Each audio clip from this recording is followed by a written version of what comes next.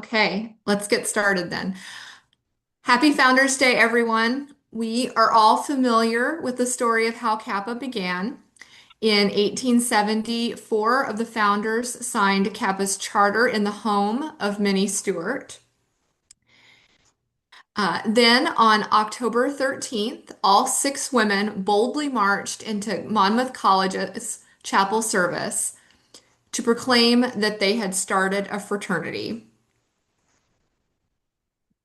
We've already explored the founders' lives and the significance that a school such as Monmouth played in the establishment of a women's fraternity in past programs. Jenny Boyd reflected that they were excited and proud to have established Kappa Kappa Gamma. But what were the reasons for this excitement and optimism? I believe that part of the answer lies in the events surrounding 1870. The fact that Monmouth College admitted men and women on equal footing from its founding in 1853 was unusual. Most colleges and universities were not coeducational and limited women's participation on campus. Older coeducational schools, such as Oberlin College, initially did not permit women to receive baccalaureate degrees. By 1857, the curriculum at Monmouth consisted of two courses of study, a classical one and a scientific one. The classical course emphasized the study of Latin and Greek.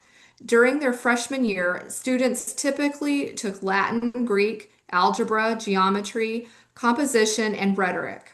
During Monmouth's first year as a college, 26 women were enrolled as students.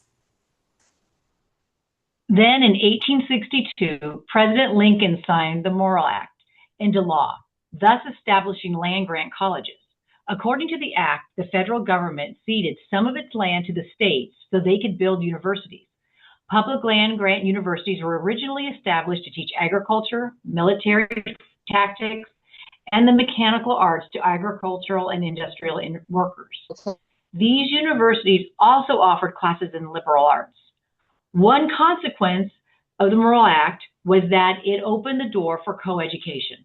By 1870, 11,000 women out of approximately 3 million between the ages of 18 and 21 were attending colleges in the United States. 8 state universities admitted women, and this number increased over the next 20 years. In that same year, 582 institutions of higher education were in existence. 59% were men only, 12% were women only, and 29% were coeducational.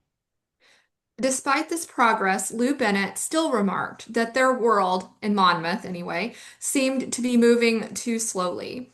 To young women in their late teens and early 20s, it must have indeed seemed so. The country had been undergoing great changes since the end of the Civil War in 1865. Reconstruction was ongoing, and although rebuilding the South didn't affect the citizens of Monmouth directly, social and cultural upheaval did not leave the Midwest untouched. In 1869, suffragist Elizabeth Cady Stanton toured cities and towns across the region and stopped in Monmouth. She likely spoke at Hardin's Hall, located in the 100 block of East First Avenue. The hall was relatively new, having been constructed in 1865 by Chauncey Hardin, a local hardware merchant, and that's his home in Monmouth, pictured here. The women's suffrage movement had been galvanized by the recent decision in Congress to pass a proposed 15th Amendment to the Constitution, which banned disenfranchisement based on race, color, or previous condition of servitude. The amendment was not yet the law of the land, however. 3/4 of the states needed to ratify it first. Our founders likely heard the news that Iowa took such a step on February 3rd, 1870. Factions within the women's suffrage movement also believed that they would be able to argue for the right to vote based on this amendment. Victoria Woodhull, for instance, claimed that women were part of a race. This line of reasoning had been successful in the Western territories. Utah and Wyoming had extended suffrage to women on local level. In February 1870, 23-year-old Sarah Young became the first woman to vote in the U.S. in the United States. Young lived in Salt Lake City, where she worked as a teacher. Before the passage of the 19th Amendment, many women voted in municipal elections to elect school boards and to decide on other types of legislation that affected education or children's welfare. Many remember that the Wyoming Territory was the first to allow women to vote in December 1869, but Utah was the first to hold a local election to permit women to exercise this right. The Wyoming Territory did not hold an election until September 1870. Other factions, such as those within the National Women's Suffrage Association, advocated for a more confrontational approach. They encouraged women to storm the polls to vote illegally. The women of our founders' generation were pioneers on many fronts. They had ambition and made pursuing higher education a life goal. This attitude spanned the socioeconomic classes and put these women at odds with the domestic roles society expected them to fulfill. Instead, they acquired skills such as politicking, fundraising, and advertising. Many graduates went on to champion social reform and to have careers in politics. Women were also making history in the professions. On June 30th, 1870, Ada Kepley became the first American woman to graduate from law school. Kepley was from Effingham, Illinois, a little over 200 miles southeast of Monmouth. She was born in 1847 in Somerset, Ohio, to Henry and Ann Miser. Ada was a teenager when she and her parents relocated to Effingham, which was then a pioneer settlement. Her parents ran a hotel there, and her mother operated a circulating library. Ada married attorney Henry Kepley when she was 20 and worked as his legal assistant. She later enrolled at the Union College of Law, now the Northwestern School of Law. Although Kepley earned a degree, she could not practice as an attorney. The doors to the profession of law, medicine, and theology did not open quickly to women. But these trailblazers could celebrate that they were opening at last. On the local level, Monmouth was experiencing some exciting milestones. Entrepreneur and philanthropist William P. Presley had been constructing a two-story building in the center of town. Two stores operated from the first floor, while the second floor Presley dedicated to a library and reading room. It was the first building in the state of Illinois given for a people's library. Given that our founders belonged to the Amateur des Belles Lettres, one of the literary societies for women on campus, it must have been a proud day for them as well as for the entire community. It makes sense then that the months leading up to October 13th, 1870 were full of anticipation. After that momentous chapel service, the College Courier reported they wear a little golden key, sometimes on their foreheads, sometimes on the little blue or red jackets, which very much become them.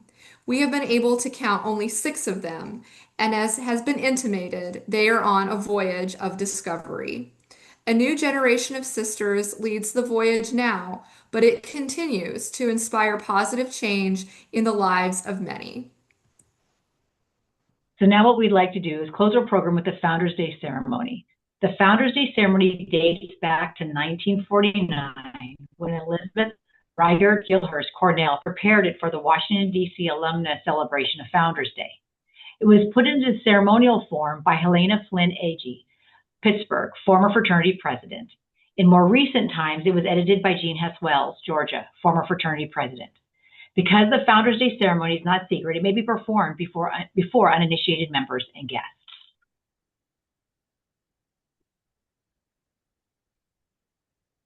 All our little lights that I brought. Sure, all of you have just ritual lights hanging around your house. Does everybody have their parts? Are we good? We've got 6 kappas. 1, 2, 3, 4, 5, 6. We're good? It's just one line. Okay. You see, so everybody good? Okay. So we'll start. So on October 13th, 1870, six young women students at Monmouth College marched into chapel wearing little golden keys, proclaiming the founding of their fraternity, Kappa Kappa Gamma. It is fitting that at our Founders Day celebration, we honor these women of vision to whom we owe so much. I raise this candle in memory of Mary Moore Stuart, the first to think of organizing a Greek letter fraternity for women at Monmouth College. She served as the first president of Alpha Chapter and the fraternity as Kappa chapters were founded on other campuses. I raise this candle in memory of Hannah Jeanette Boyd. She served as the first secretary of Alpha Chapter and the first secretary of the fraternity. I raise this candle in memory of Mary Louise Bennett. She was one of the original four who met to decide the form of the organization, the motto, and the badge. I raise this candle in memory of Anna Elizabeth Willits. She played a significant role in selecting the fraternity badge, a golden key. I I raised this candle in memory of Susan Burley Walker. She was the first initiate and one of the youngest of the founders, being only 15 at the time of her initiation, and the first alumna of the fraternity. I raise this candle in memory of Martha Louise Stevenson, who entertained the first meeting of Kappa Kappa Gamma fraternity in her home in Monmouth.